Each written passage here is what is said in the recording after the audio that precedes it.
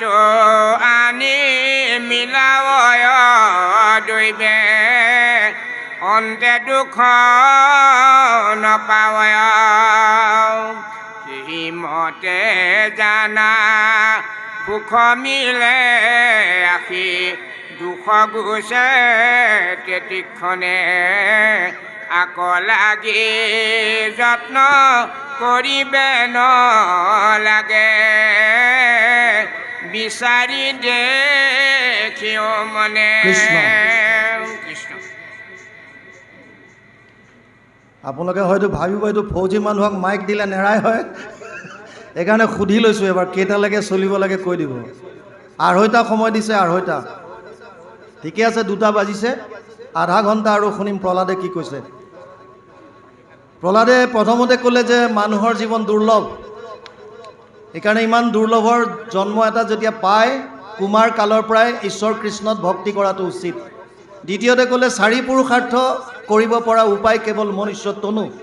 তৃতীয়ত ক'লে যদিও ইমান দুৰ্লভ, এই মানুহৰ শৰীৰটো কিন্তু খন্তেকীয়া, কোন সময়ত কাৰ মৃত্যু হয় ঠিক নাই। গতিকে এতিয়াৰ পৰাই লগাতাৰ যেতিয়াই সুবিধা পোৱা তেতিয়াৰ পৰাই কৃষ্ণৰ ভক্তি কৰা আৰম্ভ কৰি দিয়া। তাৰপাছত কৈ আহিছে যে কোটি কোটি জন্ম ব্যতীত হোৱাৰ পাছতো মানুহৰ শৰীৰ যে আকৌ পাব তাৰ কোনো গেৰেণ্টি নাই। তাৰপিছত কৈছে যে বিষ্ণুৰ চৰণ স্মৰণত পৰে পুৰুষৰ লাভ নাই। এতিয়া বৰ সুন্দৰ কথা এটা কৈছে ইয়াত, বুলিবা ভাগ্যৰ উদ্যম এৰিবে কি কাৰ্যত লাগে আক, ইহাৰ উত্তৰ শুনা নিৰন্তৰ দৈত্য শিশু মোৰ বাক। ভাগ্যৰ উদ্যম এৰিবে, ভাগ্যৰ উদ্যম কি, মোৰ ভাগ্যত আছে কি আছে। ভাগ্য মানে কি? ভাগ্য মানে প্ৰাৰব্ধ। আমি যিটো লৈ আহিছোঁ, আপোনালোকে জানি আচৰিত হ'ব, মাকৰ গৰ্ভত সন্তান থাকোঁতেই 5টা বস্তুৰ ফাইনেল হৈ আহে। আয়ু কৰ্মম চ বিত্তম চ বিদ্যা নিধনমেব চ পঞ্চৈতস্য সৃজন্তে গৰ্ভস্থস্য দেহিনাম। মাতৃ গৰ্ভত সন্তান থাকোঁতে 5টা বস্তুৰ ফাইনেল।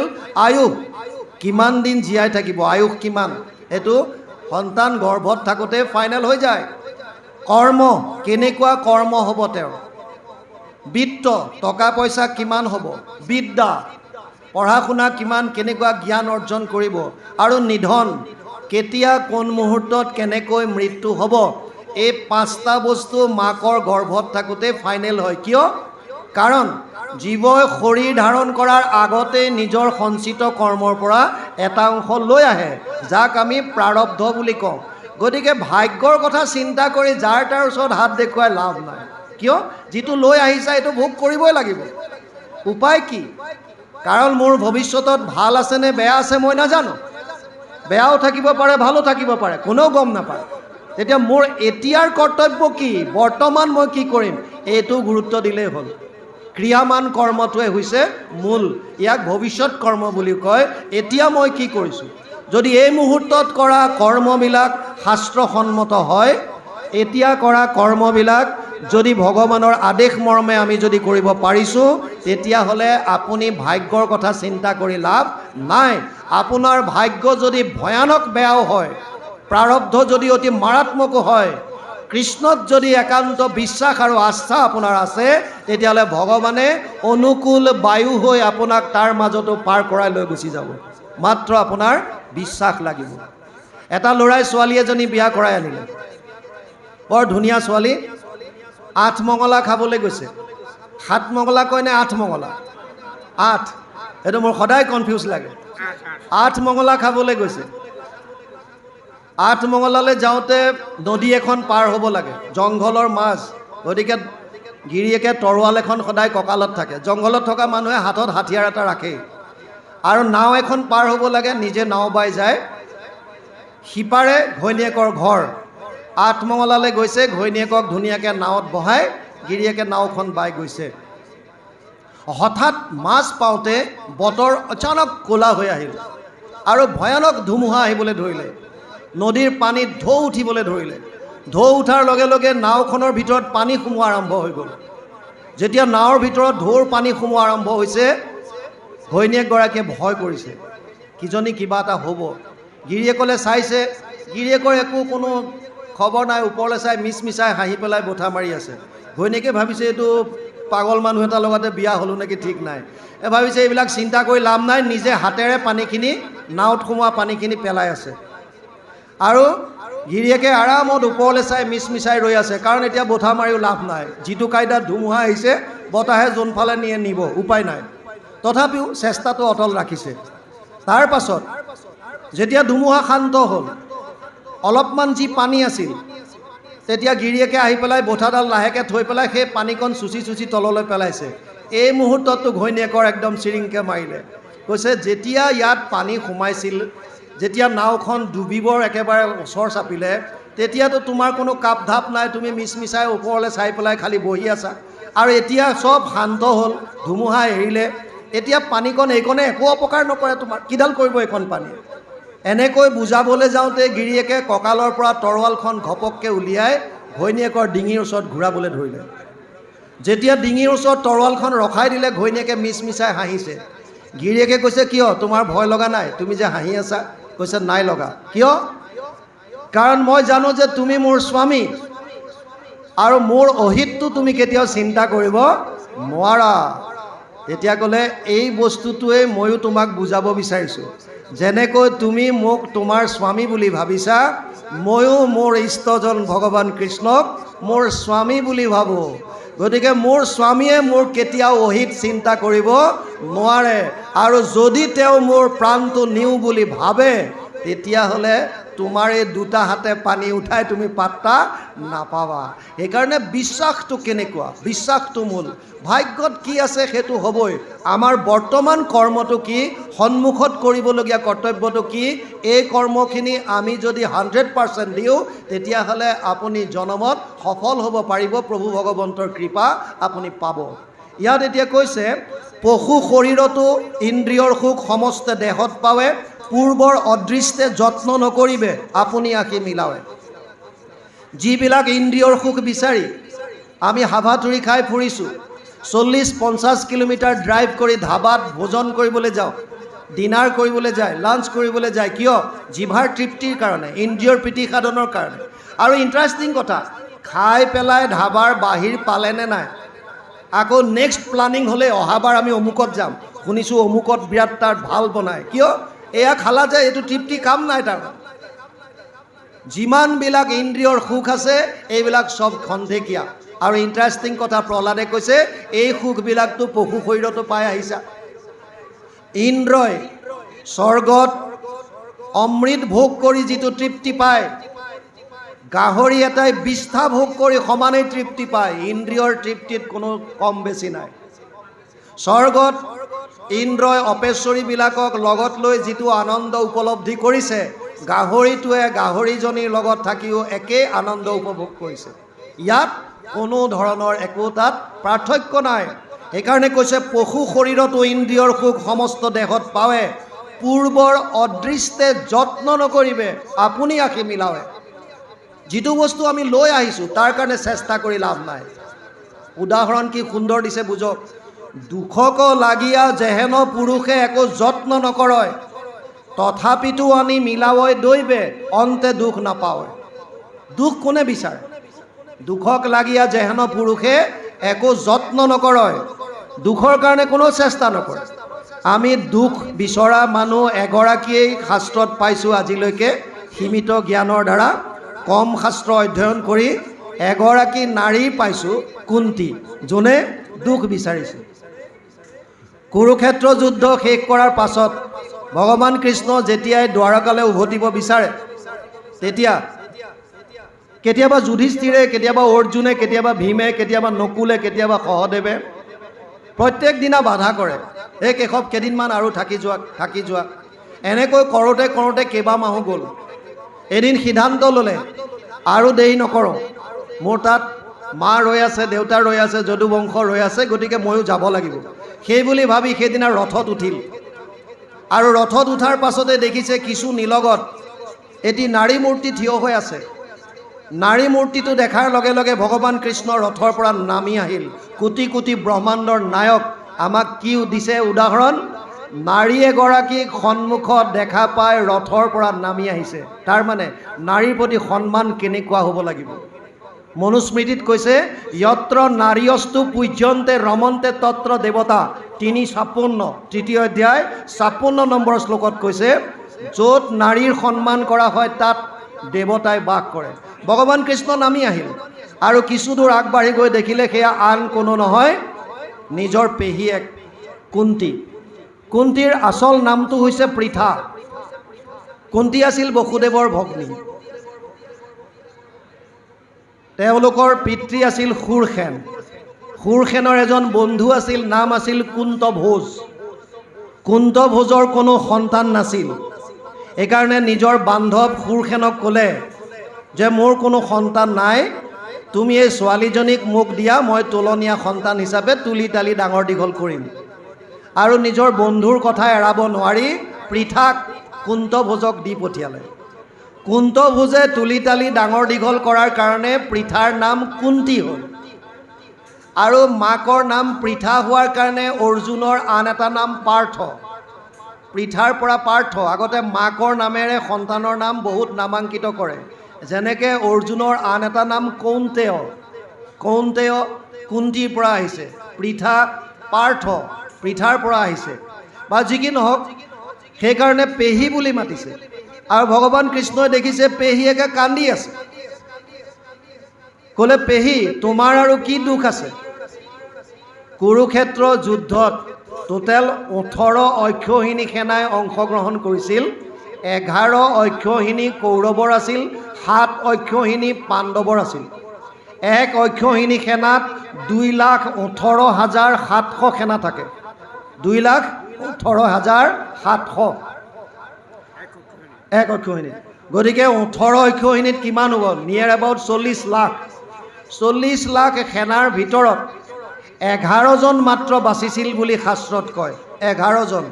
5 জন পাণ্ডৱ, কৃষ্ণ সাত্যকী, 7 জন অশ্বত্থমা, কৃতবৰ্মা, কৃপাচাৰ্য, 7-3 10। ধৃতৰাষ্ট্ৰৰ ঔৰসত এজনী দাসীৰ গৰ্ভত আন এটা সন্তান জন্ম হৈছিল, নাম আছিল যুযুৎসু। যুযুৎসু বাচিছিল। 11 জন মাত্ৰ বাচিছিলে। এতিয়া ভগৱান কৃষ্ণই পেহীয়েকক কৈছে পেহী 18 অক্ষৌহিণী সেনাৰ ভিতৰত তোমাৰ 5টা পুত্ৰ, 5টাই সুস্থ সবল হৈ আছে, আৰু তাৰে ৰাজাধিৰাজ সম্ৰাট হৈছে যুধিষ্ঠিৰ। এতিয়া আৰু তোমাৰ কি দুখ আছে কোৱা? আজি তোমাক যি লাগে মই চব দিম, লোৱা কি বৰ লাগে কোৱা। তেতিয়া কুন্তিয়ে কৈছিল, আচ্ছা ইণ্টাৰেষ্টিং কথা, তেতিয়া কুন্তিয়ে যিটো স্তুতি কৰিছিল এই স্তুতিৰ 2টা শ্লোক আমাৰ কীৰ্তনৰ প্ৰথমতে যি আপোনালোকে উচ্চাৰণ কৰে এই 2টা শ্লোক, কৃষ্ণায় বাসুদেৱায় দৈৱকী নন্দনায় চ নন্দ গোপ কুমাৰায় গোবিন্দায় নমো নম নমো পঙ্কজ নভায় নমো পঙ্কজ মালিনে নমো পঙ্কজ নেত্ৰায় নমস্তে পঙ্কজংগ্ৰায়। 1:8:21, 1:8:22, সৰি 1:8:9, 1:8:10 এইকেইটা, সৰি 1:8:21, 1:8:22 এইকেইটা 2টা শ্লোক কুন্তিয়ে স্তুতি কৰিছিল। তাৰ পিছত আনি পেলাই কীৰ্তনত ৰাখিলে। এতিয়া কুন্তিয়ে স্তুতি কৰাৰ পাছত কৈছে, হে কেশৱ মোক বিপদ দিয়া। কিয়? বিপদসন্তু ত শাশ্বত তত্ৰ তত্ৰ জগত গুৰু ভৱতু দৰ্শনম ইয়াত স্যাদ অপুন ভৱ দৰ্শনম। 1:8:25 প্ৰথম স্কন্ধ 8ম অধ্যায় 25 নম্বৰ শ্লোক। তাত কৈছে হে কেশৱ মোক বিপদ দিয়া। কিয়? কাৰণ মোৰ যেতিয়াই যেতিয়াই জীৱনলৈ বিপদ আহিছে তেতিয়াই তেতিয়াই তুমি মোৰ কাষত আছা। কোনবিলাক বিপদ? বিষান মহাগ্নে পুৰুষদা দৰ্শনাত অসৎ সভায় বনবাস কৃষ্ণত মৃদে মৃদে অনেকো মহারথাস্ত্রাত দ্রৌণী অস্ত্রাত হরি অভিরক্ষিতা। 1:8:24 প্রথম স্কন্ধ 8ম অধ্যায় 24 নম্বৰ শ্লোক ভাগৱত। 21, 22, 24, 25 4টা শ্লোক। তাত কৈছে বিষ, যেতিয়া দুৰ্যোধনে ভীমক বিষ পান কৰাইছিল তেতিয়া তুমি ৰক্ষা কৰিলা। অগ্নি, যেতিয়া পঞ্চপাণ্ডৱক জতুগৃহত সোমোৱাই দুৰ্যোধনে জ্বলাই দিছিল, অগ্নি। পুৰুষদা, বনলৈ যাওঁতে বিভিন্ন নৰখাদকৰ পৰা তুমি ৰক্ষা কৰিছা। অসৎ সভাই, দ্ৰৌপদীক অসৎ সভা মানে যেতিয়া বস্ত্ৰহৰণ কৰিছিল দুশাসনে তেতিয়া তুমি ৰক্ষা কৰিলা।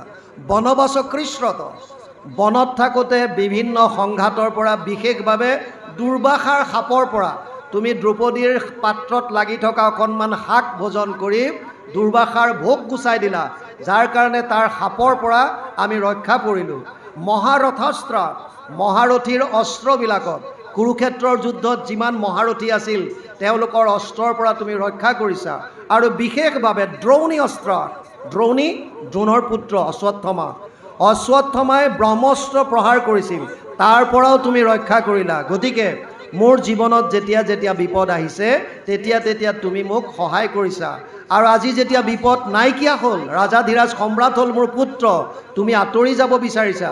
সেইকাৰণে হে কেশৱ, মোক আকৌ সেই আগৰ বিপদবিলাক দিয়া, যাতে তুমি মোৰ লগত থাকা।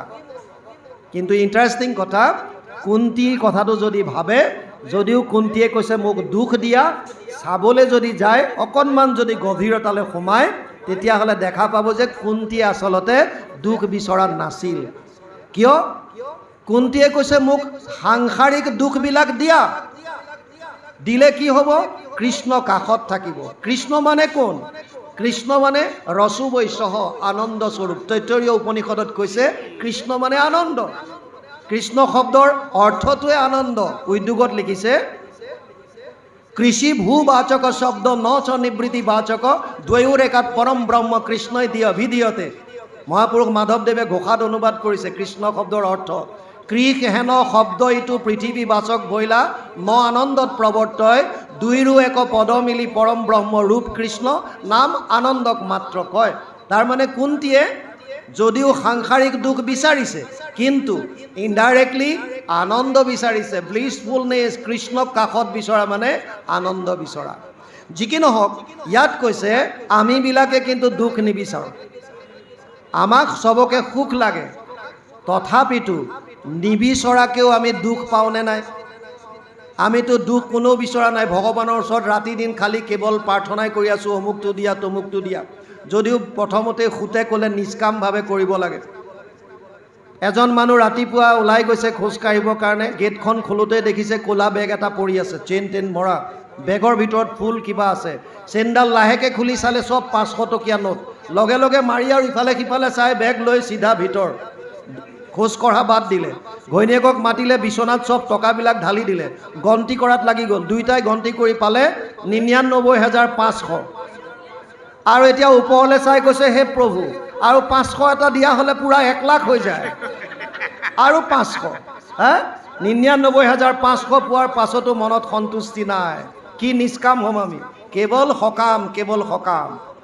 গতিকে ইয়াত কৈছে যেনেকৈ আমি দুখ নিবিচৰাকৈ জীৱনলৈ দুখ আহে, তেনেকৈ সেইমতে জানা সুখ মিলে আখি দুখ গুচে তেতিক্ষণে, আকৌ লাগি যত্ন কৰিবে নালাগে বিচাৰি দেখিও মনে। যেনেকৈ নিবিচৰাকৈ জীৱনলৈ দুখ আহে, তেনেকৈ নিবিচৰাকৈ সুখো আহিব, তাৰ কাৰণে চিন্তা কৰিব নালাগে। ইণ্টাৰেষ্টিং কথা এটা আৰু বুজি লওক, দুখ আৰু সুখ এই দুইটাতে এটা আখৰ কমন আছে, খ। দুখ সুখ, খটো কমন আছে, দুইটাতে আছে। তাৰ মানে খটোৱে কিবা এটা বস্তু ৰাখিছে যিটো সুখ আৰু দুখত দুইটাতে মিল আছে। খ মানে খং শব্দটোৱে আকাশকো বুজায়, আৰু খ মানে ইন্দ্ৰিয়ক বুজায়। যেতিয়া ইন্দ্ৰিয়ৰ ভাল পোৱা হ'ব, সু হ'ব, তেতিয়া আমি সুখ বুলি কওঁ। ইন্দ্ৰিয়বিলাকে যেতিয়া বেয়া পায়, নিবিচাৰে, তেতিয়া আমি দু বুলি কওঁ। দুখ সুখ মানে ইন্দ্ৰিয়ৰ লগত জড়িত হৈ আছে। সুখ আৰু দুখটো ইন্দ্ৰিয়ৰ। ইন্দ্ৰিয়ৰ অধিকাৰী কোন? মন। তাৰ মানে সুখ আৰু দুখৰ মনেহে কাৰণ। আৰু বুজক, সুখ যেতিয়া জীৱনলৈ আহে, সুখ মানে কি?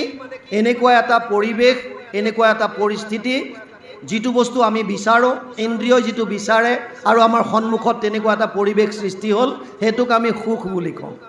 যেতিয়া সেই পৰিৱেশটো নাইকিয়া হ'ব বা আঁতৰি গুচি যাব, তেতিয়া ভাল পাব জানো? নাপায়। তাৰ মানে সুখ আহিলে ভাল লাগে, সুখ আঁতৰি গ'লে বেয়া লাগে। এতিয়া দুখৰ কথা বুজক। দুখ মানে ইন্দ্ৰিয় নিবিচৰা এটা পৰিৱেশ, যিটো ইন্দ্ৰিয়ই বেয়া পায়, ইন্দ্ৰিয়বিলাকে মন বুদ্ধি চবেই বেয়া পায়, তেনেকুৱা এটা পৰিৱেশ আপোনাৰ চাৰিওকাষে থিয় হৈ গ'ল। এতিয়া আপুনি দুখ অনুভৱ কৰিছে, কিন্তু যদি সেই পৰিৱেশ পৰিস্থিতি নাইকিয়া হৈ যায়, তেতিয়া সুখ। তাৰ মানে কি ডিফাৰেঞ্চ? এটা আহিলে ভাল লাগে, আঁতৰি গ'লে বেয়া লাগে, এইটো হৈছে সুখ। এটা আহিলে বেয়া লাগে, আঁতৰি গ'লে ভাল লাগে, এইটো হৈছে দুখ। তেতিয়া সুখ দুখৰ কনচেপ্টটো কি? কেৱল মনৰ ভাৱ। সুখৰো দুখৰো জানা মনেহে কাৰণ, মনৰ সংস্কাৰে আচৰয় কৰ্মবন। চব মনৰ খেল। সেইকাৰণে প্ৰহ্লাদে কৈছে, দুখক লাগিয়া যেহেন পুৰুষে একো যত্ন নকৰয়, তথাপিতো আনি মিলাৱই দৈৱে অন্তে দুখ নাপাৱয়। সেই মতে জানা সুখ মিলে আখি দুখ গুছে তেতিক্ষণে, আক লাগি যত্ন কৰিবে নালাগে, বিচাৰি দেখিও মনে। ইয়ালৈকে গৈছে কৃষ্ণ।